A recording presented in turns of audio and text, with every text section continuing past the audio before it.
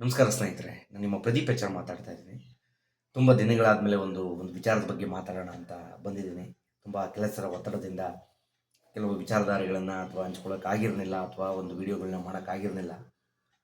ಇವತ್ತು ಪ್ರಸಕ್ತವಾಗಿ ನಡೀತಿರ್ತಕ್ಕಂಥ ರಾಜ್ಯ ಸರ್ಕಾರ ಅಥವಾ ವಿರೋಧ ಪಕ್ಷ ಏನು ಮೊನ್ನೆಯಿಂದ ಇವರು ಸಿ ಟಿ ರವಿಯವರ ಒಂದು ವಿಚಾರ ಏನು ನಡೀತಿದೆ, ಇದ್ರ ಬಗ್ಗೆ ಒಂದು ಸಮರ್ಥ ವಿರೋಧ ಪಕ್ಷವಾಗಿ ಇರಬೇಕಾದಂತಹ ಇವತ್ತಿನ ಬಿ ಜೆ ಪಿ ಸರ್ಕಾರ ಏನಿದೆ ಅದು ಬಿ ಜೆ ಪಿ ಒಂದು ವಿರೋಧ ಪಕ್ಷದಲ್ಲಿದೆ, ಅದು ಇವತ್ತು ಸೋತಿದೆ.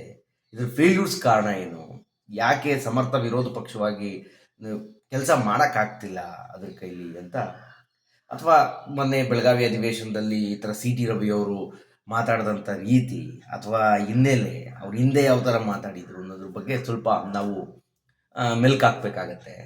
ಅಂದರೆ ಇವತ್ತು ರಾಜ್ಯ ಸರ್ಕಾರ ಇರ್ಬೋದು, ಇವತ್ತು ಗ್ಯಾರಂಟಿ ಯೋಜನೆಗಳಿಂದಾಗಿ ಹಲವಾರು ಇವತ್ತಿನ ಎಂಟೈರ್ ಬಜೆಟಲ್ಲಿ ತುಂಬ ಮೊತ್ತ, ತುಂಬ ಅಮೌಂಟ್ ಈ ಗ್ಯಾರಂಟಿ ಯೋಜನೆಗಳಿಗೆ ಹೋಗ್ತಿದೆ.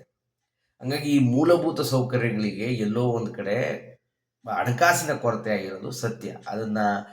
ಇದನ್ನ ಒಪ್ಕೊಳ್ಳಿ ಅಥವಾ ಸರ್ಕಾರ ಇದ್ರ ಬಗ್ಗೆ ಒಪ್ಕೊಳ್ಳಿ ಅಥವಾ ಒಪ್ಕೊಳ್ಳದೆ ಇರಲಿ, ಇದನ್ನು ನಾವು ಆಚೆ ಓಡಾಡಿದಾಗ ಅಥವಾ ಬೆಂಗಳೂರು ನಗರವನ್ನು ಸುತ್ತಿದಾಗ ಇಲ್ಲಿ ಮೂಲಭೂತ ಸೌಕರ್ಯಗಳಿಗೆ ಹಣಕಾಸಿನ ಕೊರತೆ ಉಂಟಾಗಿರೋದು ಸತ್ಯ ಅಂತ ಅದರಿಂದ ಗೊತ್ತಾಗ್ತದೆ. ಏಕೆಂದರೆ ಇವತ್ತು ರೋಡ್ ಮೂಲಭೂತ ಸೌಕರ್ಯಗಳು, ರಸ್ತೆ ಬರ್ತಾರೆ, ಇವತ್ತು ರಸ್ತೆಗಳು ಸರಿ ಆಗಿಲ್ಲ ಬೆಂಗಳೂರಲ್ಲಿ. ಆ ಗುಂಡಿಗಳನ್ನು ಮುಚ್ಚುವಂಥ ಕೆಲಸನೂ ಸಹ ಕಂಪ್ಲೀಟಾಗಿ ಮಾಡಿಲ್ಲ ಇವರು ಇವತ್ತು. ಯಾಕೆಂದರೆ ಹೈಯೆಸ್ಟ್ ನಮಗೆ ಟ್ಯಾಕ್ಸ್ ರೆವಿನ್ಯೂ ಕಲೆಕ್ಷನ್ಸ್ ಏನಿದೆ, ಟ್ಯಾಕ್ಸ್ ಕಲೆಕ್ಷನ್ಸ್ ಏನಿದೆ, ಅಥವಾ ನಮಗೆ ಕರ್ನಾಟಕವನ್ನು, ಎಂಟೈರ್ ಕರ್ನಾಟಕವನ್ನು ಇವತ್ತು ನಾವು ಏನಾದ್ರು ಸಾಕ್ತಾ ಇದ್ದೀವಿ ಅಂತಂದರೆ, ಅಥವಾ ಎಲ್ಲ ಯೋಜನೆಗಳಿಗೆ ಹಣ ಸಿಗ್ತಿದೆ ಅಂತಂದರೆ, ಬೆಂಗಳೂರಿನಂಥ ನಗರದಲ್ಲಿ ತುಂಬ ಟ್ಯಾಕ್ಸ್ ಮುಖಾಂತರ ಇರ್ಬೋದು, ಇನ್ನಿತರ ಸರ್ಕಾರಕ್ಕೆ ತುಂಬ ವರಮಾನಗಳು ಬರ್ತಿದೆ. ಈ ಥರ ವರಮಾನಗಳು ಬರಬೇಕಾದ್ರೆ ನಾವು ಮೂಲ ಸೌಕರ್ಯವನ್ನು ನಾವು ದಿನೇ ವೃದ್ಧಿಗೊಳಿಸ್ಬೇಕಾಗತ್ತೆ, ಮೂಲ ಸೌಕರ್ಯಗಳನ್ನು ಕೊಡಬೇಕಾಗತ್ತೆ. ಅಂದರೆ ನಾನೀಗ ಸತತ ಈ 6 ತಿಂಗಳಿಂದ ಈ ವರ್ಷದಲ್ಲಿ ನೋಡಿದ್ರೆ ಯಾಕೋ ಒಂದು ಕಡೆ ಮೂಲಭೂತ ಸೌಕರ್ಯಗಳು ಕುಂಠಿತವಾಗಿದೆ ಅನ್ನೋದು ಎದ್ದು ಕಾಣ್ತದೆ ರಸ್ತೆಗಳನ್ನು ನೋಡಿದಾಗ. ಇದೆಲ್ಲ ಮಿನಿಮಮ್ ಮೂಲಭೂತ ಸೌಕರ್ಯಗಳು ಕೊರತೆ ಉಂಟಾಗಿರೋದು ಸತ್ಯ. ಅಂದರೆ ಈ ಗ್ಯಾರಂಟಿ ಯೋಜನೆಗಳು ಇದಕ್ಕೆ ಎಫೆಕ್ಟ್ ಆಗಿದೆಯಾ ಅಂತಂದರೆ ಖಂಡಿತ ಎಫೆಕ್ಟ್ ಆಗಿದೆ ಅನ್ನೋದು ನಮಗೆ ನೋಡಿದಾಗ ಕಾಣಿಸುತ್ತೆ. ಅಂದರೆ ಇಲ್ಲಿ ಹೇಳಕೊಟ್ಟಿರೋದೇನಂತಂದರೆ, ಈ ಥರ ಮೂಲಭೂತ ಸೌಕರ್ಯಗಳಿಗೆ ಪೆಟ್ಟು ಬೀಳ್ತಿದೆ ಅಂತಂದಾಗ ಇದನ್ನು ಸಮರ್ಥವಾಗಿ ಒಂದು ವಿರೋಧ ಪಕ್ಷದಲ್ಲಿರ್ತಕ್ಕಂಥ ಬಿ ಜೆ ಪಿ ಸರ್ಕಾರದ ಬಗ್ಗೆ ಒಂದು ಧೋರಣೆ ಬಗ್ಗೆ ಅಥವಾ ಇದರಿಂದಾಗಿ ಮೂಲಭೂತ ಸೌಕರ್ಯಗಳಿಗೆ ಕೊರತೆ ಉಂಟಾಗ್ತಿದೆ ಅನ್ನೋದನ್ನ ಒಂದು ಅವರಿಗೆ ಮನದಟ್ಟು ಮಾಡುವಲ್ಲಿ ವಿರೋಧ ಪಕ್ಷವಾಗಿ ಕೂತಂಥ ಬಿ ಜೆ ಪಿ ಆಗಲಿ, ವಿರೋಧ ಪಕ್ಷದ ನಾಯಕ ಸ್ಥಾನದಲ್ಲಿರ್ತಕ್ಕಂತಹ ಒಬ್ಬ ಮನುಷ್ಯರಿಗಾಗಲಿ, ಇವತ್ತಿನ ಆರೋಷಕ್ ಅವರಿದ್ದಾರೆ, ಈ ಎಂಟೈರ್ ಟೀಮ್ ಏನಿದೆ ಇದು ಸೋತಿದೆ. ಇವರು ವಿರೋಧ ಪಕ್ಷವಾಗಿ ಸಮರ್ಥವಾಗಿ ಕಾರ್ಯವನ್ನು ನಿರ್ವಹಿಸ್ತಿಲ್ಲ. ಅನ್ನೆಸರಿಯಾಗಿ ಯಾವುದೋ ಬೇರೆ ಬೇರೆ ವಿಚಾರಗಳನ್ನು ಮಾತಾಡಿಕೊಂಡು ಬೇರೆ ವಿಚಾರಗಳನ್ನು ಅಥವಾ ಅವನ್ನ ಸಮರ್ಥವಾಗಿ ಎದುರಿಸ್ತಕ್ಕಂಥ ಶಕ್ತಿ ಇವತ್ತು ವಿರೋಧ ಪಕ್ಷ ಸ್ಥಾನದಲ್ಲಿರ್ತಕ್ಕಂಥ ನಾಯಕರಿಗೆ ಇಲ್ಲ ಅನ್ನೋದು ಸ್ಪಷ್ಟವಾಗಿ ತಿಳಿತದೆ. ಏಕೆಂದರೆ ಕಾಂಗ್ರೆಸ್ ಸರ್ಕಾರ ಇವರಿಗೆ ಒಂಥರ ಚಿನ್ನದ ಬಟ್ಲಲ್ಲಿ ಅವರ ಹಗರಣಗಳನ್ನು ಅಥವಾ ಇವತ್ತೇನು ಮೂಲಭೂತ ಸೌಕರ್ಯಗಳಿರ್ಬೋದು, ಕೆಲವೊಂದು ಕಡೆ ಕೆಲಸ ಆಗದನ್ನ ಕೊಡ್ತಿದೆ. ಅದನ್ನ ಇವರು ವಿರೋಧ ಪಕ್ಷ ಸ್ಥಾನದಲ್ಲಿ ಉಳ್ಕೊಂಡು ವಿರೋಧ ಪಕ್ಷ ಸ್ಥಾನದಲ್ಲಿ ಇದ್ದು ಅದನ್ನು ಸದ್ಬಳಕೆ ಮಾಡ್ಕೊಳಕ್ಕಾಗ್ತಿಲ್ಲ. ಸರ್ಕಾರಗಳ ತಪ್ಪುಗಳನ್ನು ಎತ್ತಿ ತೋರಿಸುವಲ್ಲಿ ಬಿ ಜೆ ಪಿ ಸರ್ಕಾರ ಎಡವಿದೆ ಅನ್ನೋದು ಬಹಳ ದಟ್ಟವಾಗಿ ಕಾಣ್ತದೆ. ಏಕೆಂದರೆ ಇವರು ಅಭಿವೃದ್ಧಿ ಪೂರಕವಾದ ಚರ್ಚೆಗಳನ್ನೇ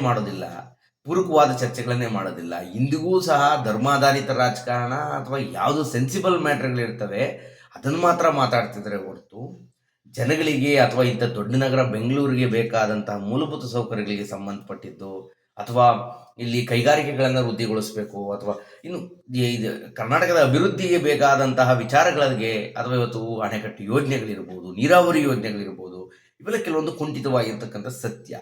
ಇಂಥದ್ರ ಬಗ್ಗೆ ಮಾತಾಡೋದು ಬಿಟ್ಟು ಬರೀ ಅನ್ನೆಸರಿ ಬೇಕಾಗಿಲ್ದಿರ್ತಕ್ಕಂಥ ಮ್ಯಾಟ್ರ್ಗಳನ್ನು ಮಾತಾಡಿಕೊಂಡು ಅದೇ ಕೆಲವೊಂದು ಧರ್ಮ ಆಧಾರಿತ ಒಕ್ ವಿಚಾರವನ್ನು ಮಾತಾಡಿದ್ರು, ಅದರಲ್ಲಿ ತಪ್ಪುಗಳಿರೋದು ನಿಜ, ಅದು ಸರಿಪಡಿಸೋಕ್ಕೆ ಈಗ ಸರ್ಕಾರ ಒಂದಿದಾಗಿದೆ. ಅದೇ ಥರನಾದ ಬೇರೆ ವಿಚಾರಗಳು, ಈ ಥರದ ಒಂದು ಧರ್ಮಾಧಾರಿತ ವಿಚಾರಗಳಿಗೆ ಒತ್ತು ಕೊಟ್ಟಷ್ಟು ಅಭಿವೃದ್ಧಿ ಕುಂಠಿತವಾಗಿರ್ತಕ್ಕಂತಹ ವಿಚಾರಗಳನ್ನು ಎತ್ತಿ ತೋರಿಸೋದ್ರಲ್ಲಿ ಬಿ ಜೆ ಪಿ ಒಂದು ವಿರೋಧ ಪಕ್ಷದಲ್ಲಿ ಕೂತ್ಕೊಂಡು ಆರ್ ಅಶೋಕ್ ಅವರು ಒಂದು ವಿರೋಧ ಪಕ್ಷದ ನಾಯಕರಾಗಿ ಇದ್ದು ಅದರಲ್ಲಿ ಫೇಲ್ಯೂರ್ ಆಗಿದ್ದಾರೆ, ವಿಫಲ ಆಗಿದ್ದಾರೆ ಅಂತ ಹೇಳ್ಬೋದು. ಇದು ಒಂದು ಕಡೆ. ಆದರೆ ಇನ್ನೊಂದು ಕಡೆಗೆ ಬಂದರೆ ಈ ಸಿ ಟಿ ರವಿಯವರು ಯಾರು ಈ ಸಿ ಟಿ ರವಿ ಅಂತಂದರೆ, ನನಗೆ ಈ ಸಿ ಟಿ ರವಿ ಅವ್ರು ನೋಡಿದ್ರೆ ಒಬ್ಬರು ಪ್ರಬುದ್ಧ ನಾಯಕರ ಥರ ಏನು ಕಾಣಿಸಲ್ಲ. ಈ ಯಾರು ಈ ಬ್ರೈನ್ ವಾಶ್ ಆಗಿರ್ತಕ್ಕಂಥ ಕಿಡ್ಗಳು ಅಥವಾ ಬ್ರೈನ್ ವಾಶ್ ಆಗಿರ್ತಕ್ಕಂತಹ ಯಾರು ಇರ್ತಾರಲ್ಲ, ಅಂದರೆ ಈಗ ಎಲ್ಲೋ ಒಂದು ಕಡೆ ಹೋಗಿ ಅವ್ರನ್ನ ನೀವು ಬ್ರೈನ್ ವಾಶ್ ಮಾಡಿ ನೀನು ಹೀಗೆ ಮಾಡಬೇಕು, ಆ ಥರದ ಒಂದು ಇದ್ರ ಕಣ್ಣಂಗೆ ಕಾಣುತ್ತೆ. ಅಂದರೆ ಸ್ವಂತ ಶಕ್ತಿ ಅಥವಾ ಸ್ವಂತ ಬುದ್ಧಿ ಅನ್ನೋದು ಅವ್ರಿಗೆ ಇಲ್ಲವೇ ಇಲ್ಲ. ಸೈದ್ಧಾಂತಿಕವಾಗಿ ಇವತ್ತು ರಾಜಕೀಯ ಪಕ್ಷಗಳಿರ್ಬೋದು, ರಾಜಕೀಯ ನಾಯಕರುಗಳಿಗೆ ಐಡಿಯಾಲಜಿಕಲ್ ಆಗಿ ಒಂದು ಡಿಫ್ರೆನ್ಸಸ್ ಇರುತ್ತೆ. ಅವರೇ ಆದ ಒಂದು ಐಡಿಯಾಲಜಿಕಲ್ ರಾಜಕಾರಣವನ್ನು ಮಾಡ್ತಿರ್ತಾರೆ. ಅದು Congress or B J P or any party. ಅದನ್ನು ಬಿಟ್ಟು ಒಂದು ಮಾನವೀಯ ನೆಲೆ ಅಂತ ಇರ್ತದೆ. ನಾವು ಅಂಡರ್ ಕಾನ್ಸ್ಟಿಟ್ಯೂಷನ್ ಏನಿದೆ, ಈ ಸಂವಿಧಾನದ ಅಡಿಯಲ್ಲಿ ಕೆಲಸ ಮಾಡಬೇಕಾಗತ್ತೆ. ಅದರಲ್ಲಿ ಲಿಮಿಟೇಷನ್ಸ್ ಇರ್ತದೆ. ಈ ಲಿಮಿಟೇಷನ್ಸ್ ಅಡಿಯಲ್ಲಿ ನಾವು ಕೆಲಸ ಮಾಡಬೇಕಾಗತ್ತೆ. ಇಲ್ಲಿ ಹೇಗೆ ವರ್ತನೆ ಮಾಡಬೇಕು, ಒಬ್ಬ ಸಾರ್ವಜನಿಕ ಜೀವನದಲ್ಲಿರ್ತಕ್ಕಂಥ ನಾಯಕ ಹೇಗೆ ವರ್ತನೆ ಮಾಡಬೇಕಾಗತ್ತೆ, ಅಥವಾ ಎಷ್ಟರ ಮಟ್ಟಿಗೆ ನಮ್ಮ ಮಾತುಗಳು ಸರಿಯಾಗಿರ್ತದೆ, ಅಥವಾ ನಾವೇನು ಮಾತಾಡಿದ್ರೆ ಸಮಾಜಕ್ಕೆ ಯಾವ ಥರ ಒಂದು ಸಂದೇಶ ಹೋಗ್ತದೆ ಅನ್ನೋದ್ರ ಬಗ್ಗೆ ಅರಿವಿರಬೇಕಾಗ್ತದೆ. ಈ ಥರ ಅರಿವಿದ್ದವನು ಮಾತ್ರ ಒಬ್ಬ ಪ್ರಬುದ್ಧ ನಾಯಕನಾಗಕ್ಕೆ ಸಾಧ್ಯ ಅಂತ ಒಂದು ಸಾಮಾನ್ಯವಾಗಿರ್ತದೆ. ಇವತ್ತು ಸಿದ್ದರಾಮಯ್ಯನವರು ಇರ್ಬೋದು ಅಥವಾ ಯಡಿಯೂರಪ್ಪನವ್ರು ಇರ್ಬೋದು, ಅವರು ಪಕ್ಷ ಬೇರೆ ಇರ್ಬೋದು ಅಥವಾ ಸೈದ್ಧಾಂತಿಕವಾಗಿ ಬೇರೆ ಇರ್ಬೋದು. ಬಟ್ ಒನ್ಸ್ ಮಾತಾಡಬೇಕಾದ್ರೆ ಆಗಲಿ ಅಥವಾ ನಾವು ಇದು ಮಾಡಬೇಕಾದ್ರೆ ಒಂದು ಯಾವ ಮಟ್ಟದಲ್ಲಿ ಅಥವಾ ಯಾವ ಲಿಮಿಟೇಷನಲ್ಲಿ ಮಾತಾಡ್ತೀವಿ ಅನ್ನೋದ್ರ ಬಗ್ಗೆ ಅರಿವಿರಬೇಕಾಗತ್ತೆ. ಆ ಥರ ಅರಿವು ಒಂದು ಇಲ್ಲ ಅನ್ನೋದೇ ಇಲ್ಲಿ ದೊಡ್ಡ ಸಮಸ್ಯೆ ಆಗಿದೆ. ಯಾಕಂದರೆ ಇವರು ಪ್ರಚಂಡ ಉಗ್ರ ಹಿಂದುತ್ವವಾದಿ ಅಂತ ಅಂದುಬಿಟ್ಟು ಅಥವಾ ಇನ್ನೊಂದೇನೋ ಬಿ ಜೆ ಪಿ ಹಳೆ ನಾಯಕ ಅಂತಂದು ಇವನ್ನ ರಾಷ್ಟ್ರೀಯ ಪ್ರಧಾನ ಕಾರ್ಯದರ್ಶಿಯನ್ನು ಮಾಡಿದರು. ರಾಷ್ಟ್ರೀಯ ಪ್ರಧಾನ ಕಾರ್ಯದರ್ಶಿ ಮಾಡಿದ್ದಂತಹ ಮನುಷ್ಯ ಇವತ್ತು ಈ ಮಟ್ಟದಲ್ಲಿ ಮಾತಾಡೋಣ ಇದೇ ಮೊದಲ ಅಂತಂದರೆ, ಇದೇ ಒಂದು 6 ತಿಂಗಳು ವರ್ಷದಲ್ಲಿ ಒಂದು ನಿತ್ಯ ಸುಮಂಗಲಿ ಅನ್ನೋ ಒಂದು ಪದವನ್ನು ಉಪಯೋಗಿಸಿದ್ರು. ಅಂದರೆ ನಿತ್ಯ ಸುಮಂಗಲಿ ಅಂತಂದರೆ ಅದು ವೇಶ್ಯೆಯನ್ನು ಅರ್ಥ ಬರುತ್ತೆ. ಈ ಥರ ಕೋಟ್ ಮಾಡೋದು, ಅಥವಾ ಇದು ಹಿಂದೆ 1 ವರ್ಷ 1.5 ವರ್ಷ ಹಿಂದಕ್ಕೆ ಹೋಗೋದಾದರೆ 2 ವರ್ಷ ಒಂದು ರಾಜಕೀಯವಾಗಿ ಟೀಕೆಗಳನ್ನು ಮಾಡಬೇಕಾದ್ರೆ ಇವತ್ತೇನು ಮೂಡಾ ಪ್ರಕರಣ ಇದೆ, ಇವತ್ತು ಸಿದ್ದರಾಮಯ್ಯನವರು 14 ಸೈಟ್ಗಳನ್ನು ಹೊಡೆದಿದ್ದಾರೆ ಅನ್ನೋ ರಾಜಕೀಯವಾಗಿ ಅಥವಾ ಅದು ಸತ್ಯನ ಸುಳ್ಳು ನ್ಯಾಯಾಲಯ ತೀರ್ಮಾನ ಮಾಡುತ್ತೆ. ಆ ತೀರ್ಮಾನ ಮಾಡೋ ಸಂದರ್ಭದಲ್ಲಿ ಇವತ್ತು ತುಂಬ ಜನ ಹೇಳ್ತಾರೆ ಮೂಡಾ ಸೈಟ್ ಕದ್ದಿದ್ದಾರೆ ಅಥವಾ ತಗೊಂಡಿದ್ದಾರೆ ಅಂತ ಹೇಳ್ತಾರೆ. ಈ ಒಂದು ರಾಜಕೀಯ ಜಟಾಪಟಿಯಲ್ಲಿ ಸಿದ್ದರಾಮಯ್ಯನವರು ಸಹ ಇವರು ಲೂಟಿ ರವಿ ಅನ್ನೋ ಒಂದು ಪದವನ್ನು ಉಪಯೋಗಿಸಿದ್ರು. ಚಿಕ್ಕಮಗಳೂರಲ್ಲಿ ಇವರದೇ ಒಬ್ಬ ಭಾಮೈದ ಸುದರ್ಶನ್ ಅನ್ನೋರು ಅಥವಾ ಇವರ ರಿಲೇಷನ್ಗಳಿಗೆ ತುಂಬ ಕಾಂಟ್ರಾಕ್ಟ್ಗಳು ಹೋಗ್ತಿದೆ, ಇವರೇ ಇದು ಮಾಡ್ತಾ ಇದ್ದಾರೆ, ಸರ್ಕಾರಿ ಕಾಂಟ್ರಾಕ್ಟ್ಗಳನ್ನ ಮಾಡ್ತಾ ಇದ್ದಾರೆ ಅನ್ನೋ ಒಂದು ಅವರನ್ನು ಗುರಿಯಾಗಿಟ್ಕೊಂಡು ಲೂಟಿ ರವಿ ಅಂತ ಒಂದು ಮಾತುಗಳನ್ನು ಹೇಳಿದರು. ಆಗ ಇವರು ಒಂದೇ ಸರಿ ಸಿದ್ದರಾಮಯ್ಯನವ್ರಿಗೆ ಕಚ್ಚೆ ಅರುಕ ಅಂತ ಅಂದ್ಬಿಟ್ರು. ಅಂದರೆ ಕಚ್ಚೆ ಅರುಕ ಅಂತಂದರೆ ಅದು ಏನರ್ಥ, ಅಥವಾ ಇವರು ಕಚ್ಚೆ ಅರುಕ ಅನ್ನೋ ಅರ್ಥ ಇನ್ನು ಬೇರೆ ತುಂಬ ಒಬ್ಬ ರಾಜಕೀಯ ಅಥವಾ ಪ್ರಬುದ್ಧ ನಾಯಕನಿಗೆ ಕಚ್ಚೆ ಅರುಕ ಅಂತಂದರೆ, ಅಂದರೆ ಇವತ್ತು ಏನು ಲಕ್ಷ್ಮೀ ಹೆಬ್ಬಾಳಕರ್ ಅವರವರಿಗೆ ಏನು ಯಾವ ಪದವನ್ನು ಉಪಯೋಗಿಸಿದ್ರು ಅದೇ ಒಬ್ಬ ಗಂಡಸಿಗೆ ಅಥವಾ ನಾಯಕನಿಗೆ ಆ ಪದ ಉಪಯೋಗಿಸಿದ್ರೆ ಇವೆರಡೂ ಸೇಮೆ ಆಗ್ತದೆ. ಅದು ಒಂದು ಸ್ತ್ರೀಗೆ ಉಪಯೋಗಿಸಿದ್ರೆ ಇವತ್ತು ಒಬ್ಬ ಗಂಡಸಿಗೆ ಉಪಯೋಗಿಸಿದ ಪದನ ಅವತ್ತು ಉಪಯೋಗಿಸಿದ್ರು ಇವರು. ಅದಾದಮೇಲೆ ಸಿದ್ದರಾಮಯ್ಯನವರು ಇದನ್ನು ತುಂಬ ದೊಡ್ಡದಾಗಿ ಎಳೆಯೋಕೆ ಹೋಗಲಿಲ್ಲ, ಚಿಕ್ಕದಾಗಿ ಒಂದು ಇದು ಕೊಟ್ಟು ಅದನ್ನ ನಾನ್ಸೆನ್ಸ್ ಅಂತಂದು ಸುಮ್ಮನಾದರು. ಅಂದರೆ ಯಾವ ಮಟ್ಟದಲ್ಲಿ ಇವರು ರಾಜಕೀಯವಾಗಿ ಮಾತಾಡಬೇಕಾದ್ರೆ ಅಥವಾ ಯಾವೊಬ್ಬರ ಬಗ್ಗೆ ಆರೋಪ ಮಾಡಿದಾಗ ಇವರು ಯಾವ ಮಟ್ಟಕ್ಕೆ ಇಳಿದು ಮಾತಾಡ್ತಾರೆ ಅನ್ನೋದನ್ನು ನಾವು ಅರ್ಥ ಮಾಡ್ಕೋಬೇಕು. ಅಂದರೆ ಒಬ್ಬ ಪ್ರಬುದ್ಧ ನಾಯಕನಿಗೆ ಇರಬೇಕಾದಂತಹ ಮಿನಿಮಮ್ ಕ್ವಾಲಿಟಿಯೂ ಸಹ ಈ ಸಿ ಟಿ ರವಿಯವ್ರಿಗೆ ಇಲ್ಲ.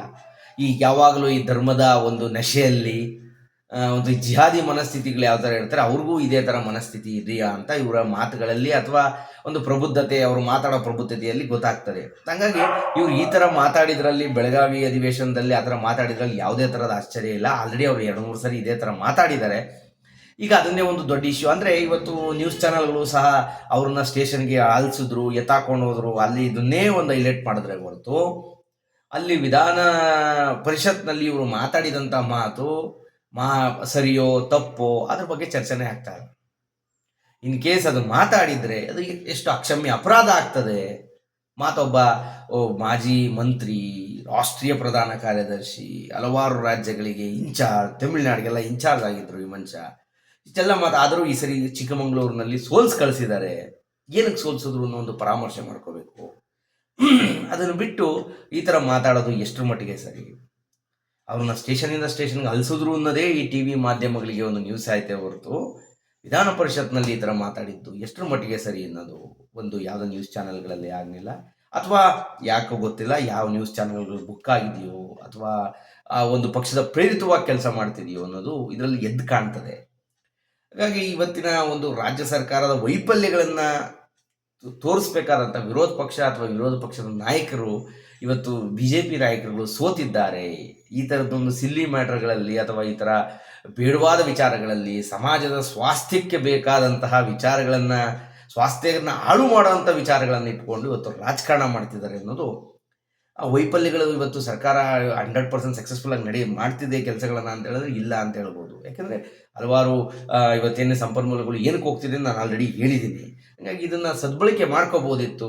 ಇದು ಸೋತಿದೆ ಅನ್ನೋದು ಈ ವಿಚಾರ ಮಾತಾಡೋದಕ್ಕೆ ಇವತ್ತೊಂದು ಸಮಯದಾಗ ಒಂದು ವಿಡಿಯೋ ಮಾಡಿದೆ. ಈ ವಿಡಿಯೋ ನಿಮಗೆ, ಯಾಕೆಂದರೆ ನಾವು ಯಾರ ಪರ ಅಥವಾ ವಿರೋಧವಾಗಿ ಮಾತಾಡಿಲ್ಲ, ವಿರೋಧನೂ ಅಲ್ಲ, ಇರ್ತಕ್ಕಂತಹ ನಿಜವಾದಂತಹ ಇವತ್ತು ಏನು ನಡೀತಿದೆ ರಾಜಕೀಯ ಒಂದು ಸನ್ನಿವೇಶಗಳನ್ನು ನಾನು ಹೇಳೋದಕ್ಕೆ ಇಷ್ಟಪಟ್ಟಿದ್ದೀನಿ. ನನ್ನ ಚಾನಲ್ನ ಹೀಗೆ ಸಪೋರ್ಟ್ ಮಾಡಿ ಈ ಸಣ್ಣ ಒಬ್ಬ ಪತ್ರಕರ್ತನ ಬೆಳೆಸಿ ಅಂತ ಕೇಳ್ಕೊತೀನಿ. ನಮಸ್ಕಾರ.